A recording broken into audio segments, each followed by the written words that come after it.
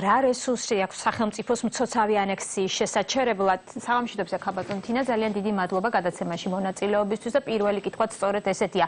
რა რესურსი გააჩნია დღეს ხელისუფლებას, რომ შეაჩეროს ის პროცესი და კონკრეტულად თქვენს უწყებას თუნდაც? მოგესალმებით, მივესალმებით თქვენს მაყურებელს.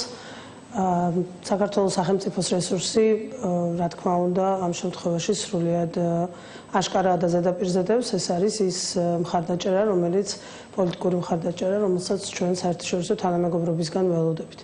საქართველო იყო, არის, რჩება ერთ-ერთ მთავარ თემად დასავლეთსა და რუსეთს შორის ურთიერთობებში, მოლაპარაკებებში, ნებისმიერ თემაზე საუბარში და ნებისმიერი ასეთი ქმედება, რაც ჩვენ გუშინ ვნახეთ, ხდება ამ საუბრების და დიალოგის ნაწილი. პრობლემები, რომელიც დღეს რუსეთს აქვს, შექმნილი ცივილიზებული სამყაროს მხრიდან, მათ შორის გულისხმობს 2008 წლის 12 აგვისტოს შეთანხმების დაცვასაც და ბუნებრივია, რომ ეს არის მთავარი იარაღი, მთავარი ინსტრუმენტი, რომელიც დღეს საქართველოს ხელისუფლების ხელშია, საქართველოს ხელისუფლების და ქართული სახელმწიფოს სასარგებლოდ მოქმედებს საერთაშორისო ასპარეზზე რუსეთთან ურთიერთობაში. კი ბატონო, შექმნილ ვითარებას შევიხოთ კიდევ ნაწილობრივ. დღეს ზურაბ აბაშიძე საუბრობდა, რომ ადგილზე ვითარება ძალიან რთულია, დაძაბულია, ორივე მხარეს არის იარაღი. ხომ არ არსებობს რაიმე რისკი სამხედრო დაპირისპირების?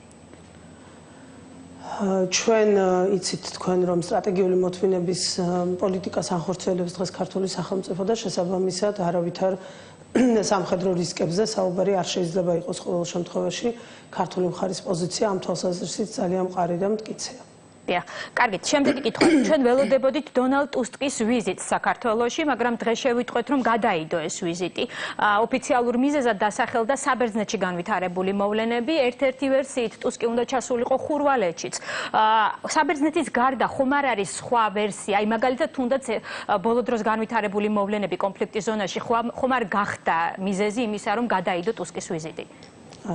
ჩემი ინფორმაციით და ეს არ არის ამას არ ჭირდება რამე განსაკუთრებული ინფორმაციის ქონა, სრულიად ნათელი არის, რომ საბერძნეთში განვითარებული მოვლენების გამო ვითარება იმდენად დაძაბულია, რომ ეს გადადება იყო მოსალოდნელი, პირიქით იქნებოდა უცნაური, რომ ჩამოსულიყო ეხლა ტუსკი, თქვენით რომ 17 საათის განმავლობაში შეუჩერებელ რეჟიმში მუშაობს საბჭო და მუშაობდა საბჭო და ჯერჯერობით დამთავრებული არ არის ეს დიალოგი და შესაბამისად ხვალდილით დონალდ ტუსკის თბილისში საქართველოს ჩამოსვლა ვფიქრობ, რომ ძალიან რთული და გაუგებარი იქნებოდა ბევრი ევროკავშირის წევრი ქვეყნისთვის.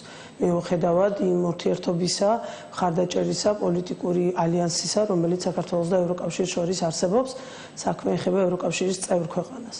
რაც შეეხება გუშინდელი მოვლენის დაკავშირებას, ამ ფაქტთან მე პირიქით ვიტყოდი, რომ იმის შესაძლებლობა რომ ყოფილიყო, რომ ბატონი ტუსკი ჩამოსულიყო, სწორედ გუშინდელი მოვლენების ფონზე კიდევ უფრო მეტად იქნებოდა ეს ჩამოსვლას კიდევ უფრო მეტი პოლიტიკური წანა ექნებოდა და რა თქმა უნდა ბრიუსელის მხრიდან ამაზე არავითარ შემთხვევაში არ მოხდებოდა უკანდახევა, მაგრამ ჩვენ ყველანი ვადევნებთ თვალს იმ მოვლენებს, რაც ამ წუთებში ბრიუსელში ვითარდება ბოლო 48 საათის განმავლობაში და ყველა დამეთანხმება, რომ საბჭო მუშაობს პრაქტიკულად 24 საათიან რეჟიმში ღამე შეუჩერებლად, ამიტომ ვფიქრობ, რომ ძალიან ნორმალური, ადეკვატურია და გასაგები არის ვიზიტის გადადება.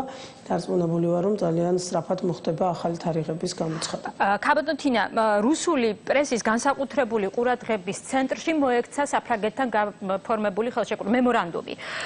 და ესეთი ვერსიაც ითქვა, რომ ის რაც ხდება ბოლო 3 დღის განმავლობაში, ეს არის ერთგვარი პასუხი ამ გაფორმებულ ხელშეკრულებაზე.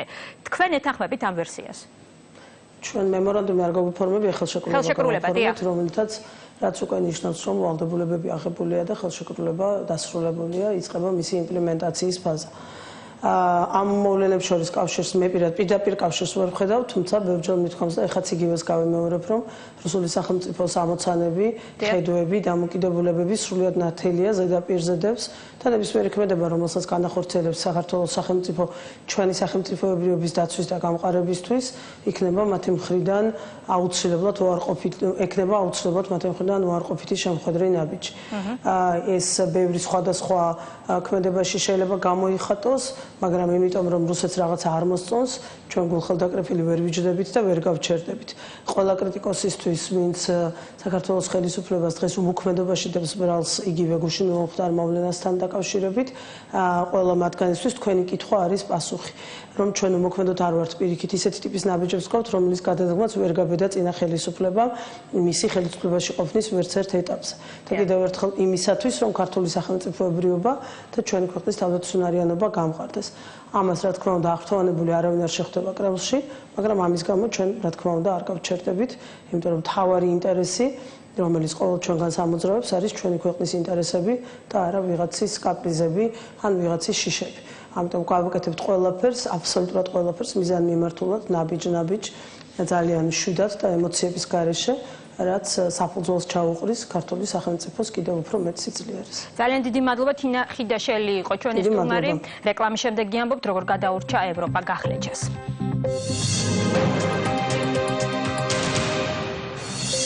დაუბრუნდებათ უკანონო ჩამორთმეული 6 ავტომანქანა და 1 უძრავი ქონება მიწის ნაკვეთი. პროკურატურამ ქონების იძულებით ჩამორთმევის კიდევ 5 ფაქტი გახსნა. 2 მანქანა მაყიდია რა. ერთი უნდა პროკურორსო, ერთი მინდა მეო. უნდა რომ მოხდა საპროცესო გარიგება. ძვირად ღირებული საპროცესო გარიგებები და საჩუქრების სია.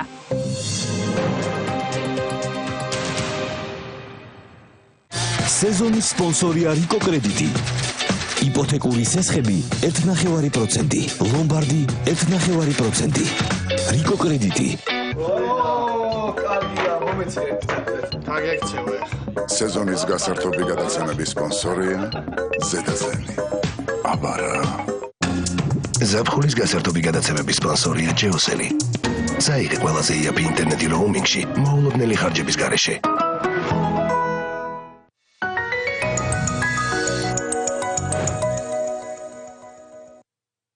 ბავშვთა თვე GPC-სა და City Pharma-ს ქსელში. მთელი ივლისის განმავლობაში ყოველ დღე მიიღეთ 30%-მდე ფასდაკლება ბავშვთა პროდუქტების სრულ ასორტიმენტზე და უპრეცედენტო სამმაგი შეთავაზება პამპერსზე. GPC ფიზრუნო ციცოცხლეზე. ჯერფესტი წარმოგიდგენთ. Armin van Buren, David August, Sapphire Light, Mendy, Stipswa, Ellen Elliot, Radio Slay, Luciano, W&W, Who Made Who, Maya Nida, Fukashe, Jemfest, Ozartis, Shudi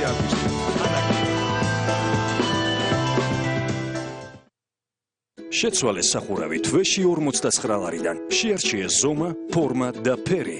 ნოვა იყიდე პირველისგან. თეგეტა მოტორსში გრანდიოზული გათამაშება პროდუქციის სრულ ასორტიმენტზე. ყოველ დახარჯულ 100 ლარზე მიიღეთ გათამაშების 1 ბილეთი. თამაშდება Mazda 3, 2 საგზური მალდივებზე, 3 iPhone 6, 3 ლეპტოპი და სხვა 20,000-ზე მეტი პრიზი. ეს სვიტერზე უფრო მეტია. ეს ის სურნელი და კომფორტია, რომელიც მე ძალიან მომწონს. დამატებით თქვენს სარეცხ საშუალებასთან ერთად გამოიყენეთ Lenoric სოვილის გამაძლიერებელი და ისიამოვნეთ გასაოცარი სურნელით და სინაზით. მამაკაცმა გარეცხა ეს Lenori, უფრო მეტი ვიდრე სარეცხი. იყავით ჩვენი ერთგული. მიიღეს სესხი და ისერგებლე მზარდი 20%-მდე ფასდაკლებით ყოველი მომდევნო სესხის საკომისიოზე. ვიღუშჯი, ფული თანამედროვე ხალხისთვის. მხოლოდ ამ ზაფხულს დირსიში. ყველა სამოთახიანი ბინის მფლობელი დასაჩუქრდება ავტომობილით. დირსი, მოლოდინზე მეტი. დაგვირეკეთ 274-04-04. როცა სარგებლობთ ინტერნეტით იცოდეთ, არსებობს ვირტუალური საფრთხეები, რომლითაც ინტერნეტ თაღლითები სარგებლობენ.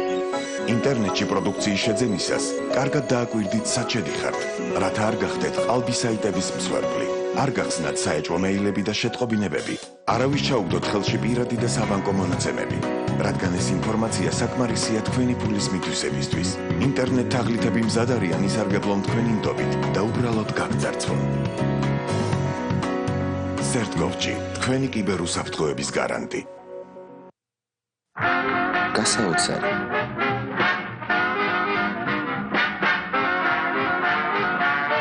დაუჯერებელი. განუმეორებელი ემოციების დასაწყისი. ჩაერთეთ PSP-ს გათამაშებაში და მოიგეთ. სამოთახიანი ბინა, ავტომობილი და 2000 ლარიანი ხელფასი 1 წლის განმავლობაში. ბედნიერი გაგრძელება იქნება 12 აგვისტოს. დიდი ხანია მანქანაზე ოცნებობ, მაგრამ თანხა არ ყოფნის. მთელი ოჯახის დანაზოგიც არ არის საკმარისი. ნუ კარგავ დროს, ისარგებლე მოგოს ავტოლიზინგით. არანაირი შეზღუდვა მანქანის წლოვანებაზე. ლიზინგის ვადა 72 თვემდე. მანქანის ღირებულების 90%-მდე თანხა იმავე დღეს და რაც მთავარია, ლარში. მოგო. ყველაზე მარტივი ავტოლიზინგი საქართველოში. მაგთის ოფისებში შეიძინე 4G მოწყობილობები, 4G USB მოდემი 105 ლარად, 4G უსადენო Wi-Fi მოდემი თვეში 16 ლარიდან და მიიღე საჩუქრები 1000 მეგაბაიტი და 20%-იანი ფასდაკლება ინტერნეტ პაკეტებზე პორტალიდან MyMagti მთელი ზაფხულის განმავლობაში. Vestel-ის ახალი თაობის მაცივარი ჯანსაღი ჰაერის დაბერვის ტექნოლოგიის მეშვეობით თანაბრად ანაწილებს სიგრილეს მთლიან მოცულობაზე, რითიც ხანგრძლივად უნარჩუნებს პროდუქტს ვიტამინებს და სასარგებლო თვისებებს. Vestel-ი 15 წელი საქართველოში. მაცივრების ყველაზე ფართო არჩევანი ახლა უკვე 5 წლიანი გარანტიით. საუკეთესო ხარისხი, საუკეთესო ფასად. თუ ვინმე სასესხაფული, მნიშვნელოვანია რომ მას განუმარტო ყველაფერი. აი ეს არის თქვენი მეორე საფულე. გამოიყენეთ იგი. გონივრულად. ნეტკრედიტის ლოიალობის პროგრამა გთავაზობთ 5%-იან ფასდაკლებას ყოველ მომდევნო სესხზე. მაქსიმალური ფასდაკლება 30%. ნეტკრედიტი.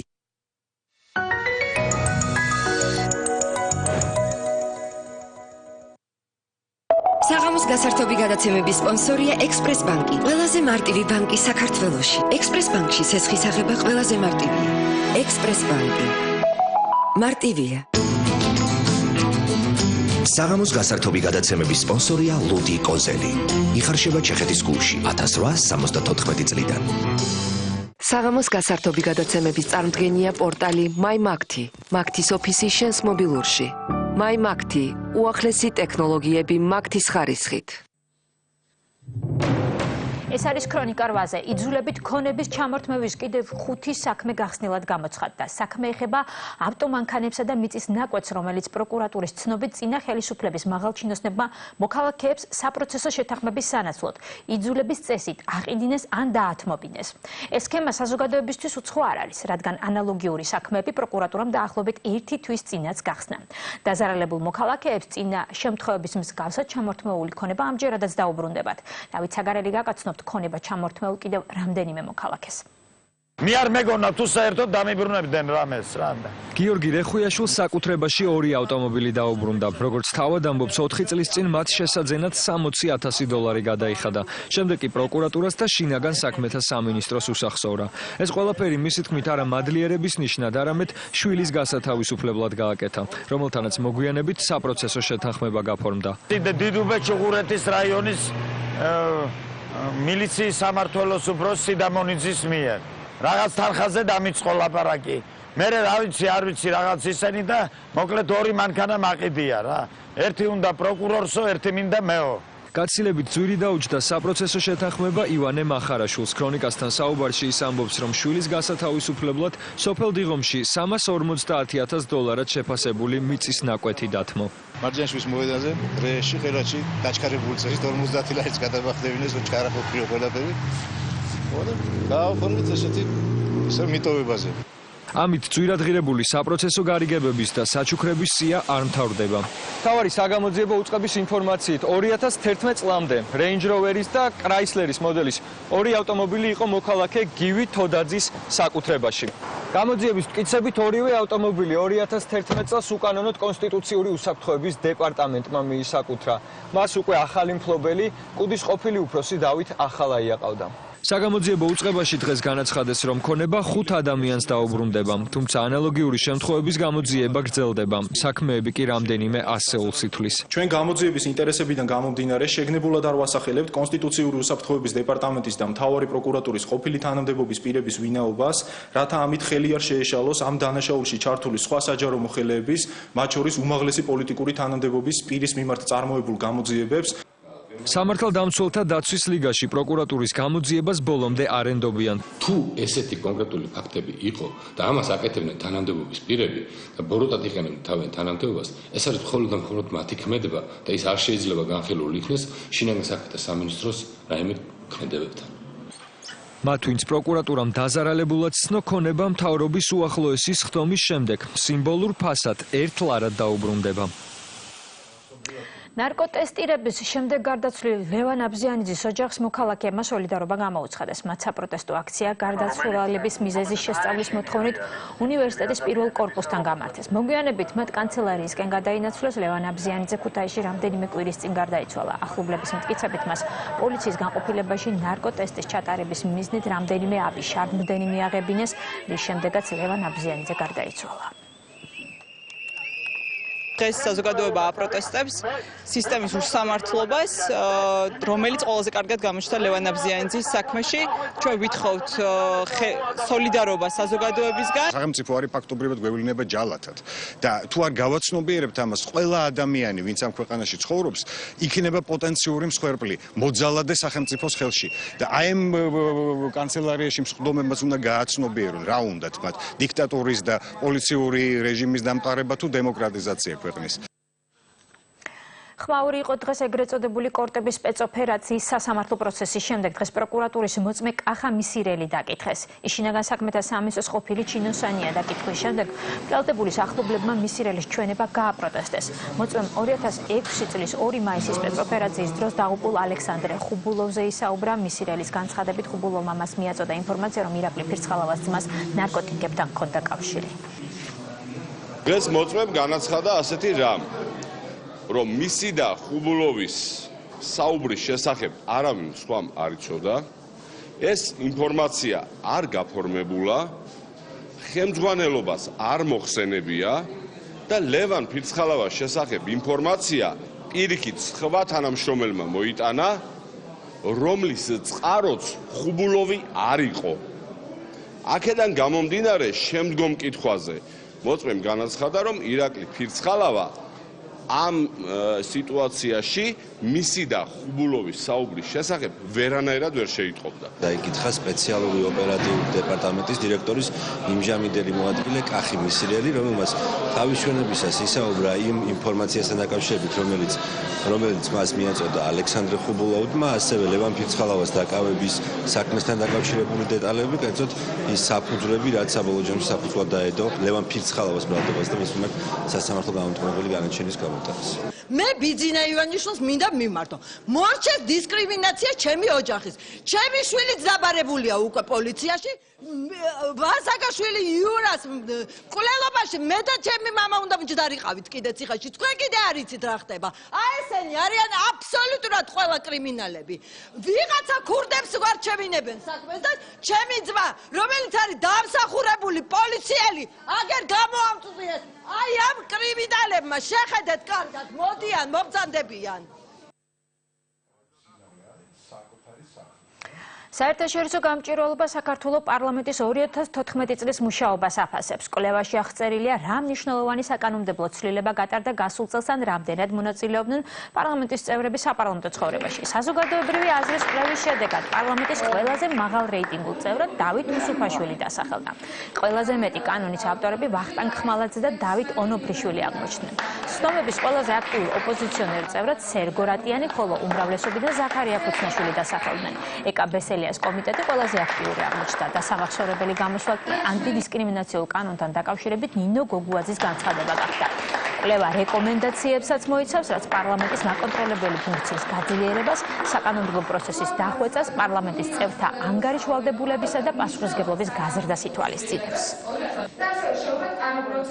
უნდა გაუმჯობესდეს აღმასრულებელ ხელისუფლებაზე ზედამხედველობის და მონიტორინგის და ზოგადად მათი ანგარიშვალდებულების კუთხით პარლამენტის მუშაობა. მნიშვნელოვანი არის, რომ უფრო ხშირად მათ მოსთხოვონ პასუხი მთავრობა სხვადასხვა პრობლემატურ საკითხებთან დაკავშირებით. თავარი ხარვეზე არის ერთი, რომ პარლამენტს არ აქვს სურვილი იყოს რეალური გადაწყვეტილების მიღები.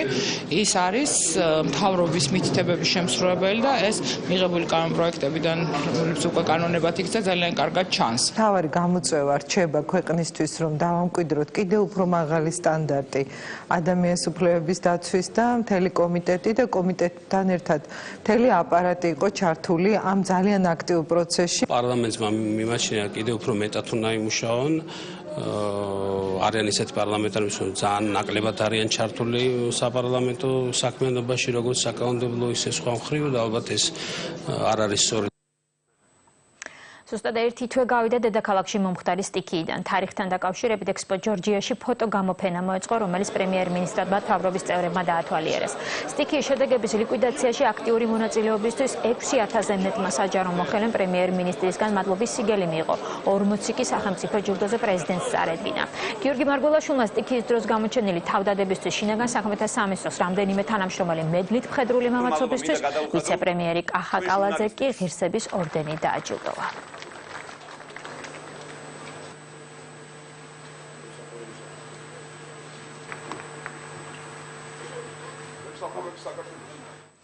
შვიდობა და უსაფრთხოება ამ სახელწოდებით ყვარელში ნატოს საზაფხულო სკოლის 4დღიანი კონფერენცია ტარდება.